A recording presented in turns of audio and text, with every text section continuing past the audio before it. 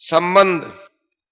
इस अध्याय के आरंभ में ही धृतराष्ट्र ने संजय से पूछा था कि युद्ध क्षेत्र में मेरे और पांडु के पुत्रों ने क्या किया।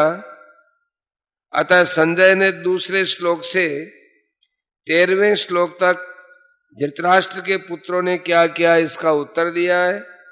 अब आगे के श्लोकों से संजय पांडु के पुत्रों ने क्या किया इसका उत्तर देते हैं। ततः श्वेतैर्हयैर्युक्ते महति स्यन्धने स्थितौ माधवः पांडवश्चैव दिव्यौ शंखौ प्रदध्मतु। उसके बाद सफेद घोड़ों से युक्त महान रथ पर बैठे हुए लक्ष्मीपति भगवान श्री कृष्ण और पांडुपुत्र अर्जुन ने भी दिव्य शंखों को बड़े जोर से बजाया। व्याख्या। ततः श्वेतैर हयैर युक्ते चित्ररथ गंधर्व ने अर्जुन को 100 दिव्य घोड़े दिए थे। उन घोड़ों में ये विशेषता थी कि इनमें से युद्ध में कितने ही घोड़े क्यों न मारे जाएं, पर ये संख्या में 100 के 100 ही बने रहते हैं, कम नहीं होते। ये पृथ्वी स्वर्ग आदि सभी स्थानों में जा सकते थे। इन्हीं 100 घोड़ों में से सुंदर और सुशिक्षित 4 सफेद घोड़े अर्जुन के रथ में जुटे हुए थे। महति स्यंदने स्थितौ, यज्ञों में आहुति रूप से दिए गए घी को खाते खाते अग्नि को अजीर्ण हो गया था। इसलिए अग्निदेव खांडव वन की विलक्षण विलक्षण जड़ी बूटियां खाकर अर्थात उन्हें जलाकर अपना अजीर्ण दूर करना चाहते थे, परंतु देवताओं के द्वारा खांडव वन की रक्षा की जाने के कारण अग्निदेव अपने कार्य में सफल नहीं हो पाते थे। वे जब जब खांडव वन को जलाते तब तब इंद्र वर्षा करके उस अग्नि को बुझा देते। अंत में अर्जुन की सहायता से अग्नि ने उस पूरे वन को जलाकर अपना अजीर्ण दूर किया और प्रसन्न होकर अर्जुन को ये बहुत बड़ा रथ दिया। 9 बैलगाड़ियों में जितने अस्त्र शस्त्र आ सकते हैं उतने अस्त्र शस्त्र इस रथ में पड़े रहते थे। ये सोने से मंडा हुआ और तेजोमय था। इसके पहिए बड़े ही दृढ़ और विशाल थे। इसकी ध्वजा बिजली के समान चमकती थी। यह ध्वजा 1 योजन माने 4 कोस तक फहराया करती थी। इतनी लंबी होने पर भी उसमें न तो बोझ था न कहीं ये रुकती थी और न कहीं वृक्ष आदि से अटकती थी। इस ध्वजा पर हनुमान जी विराजमान थे।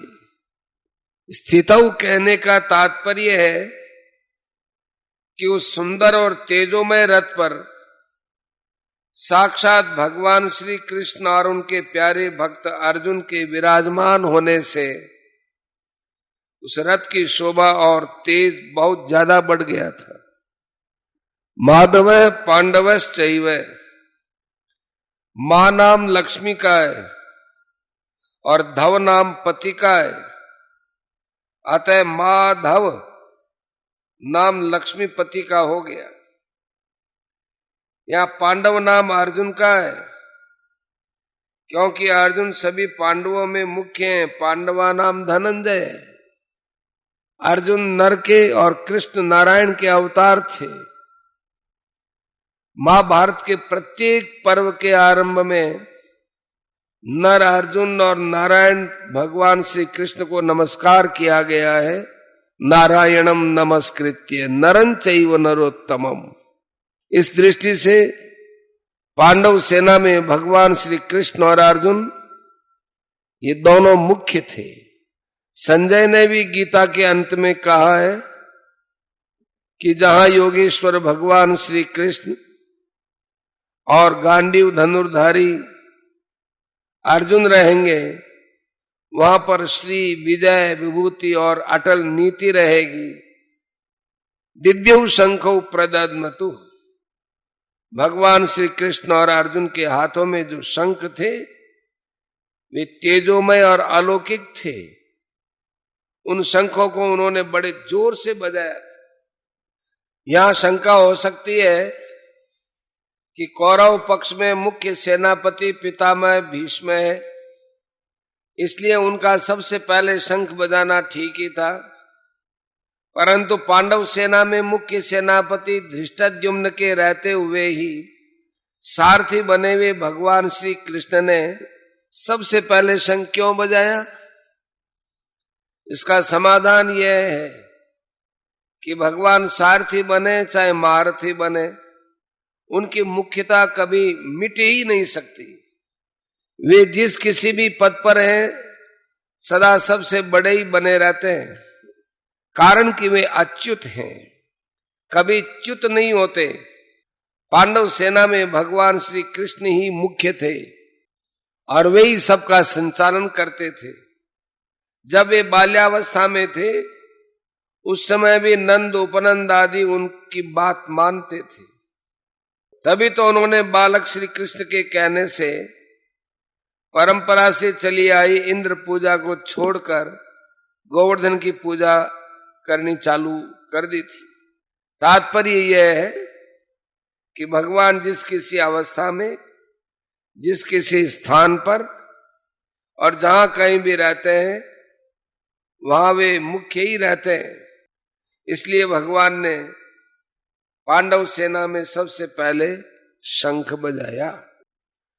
जो स्वयं छोटा होता है वही ऊंचे स्थान पर नियुक्त होने से बड़ा माना जाता है।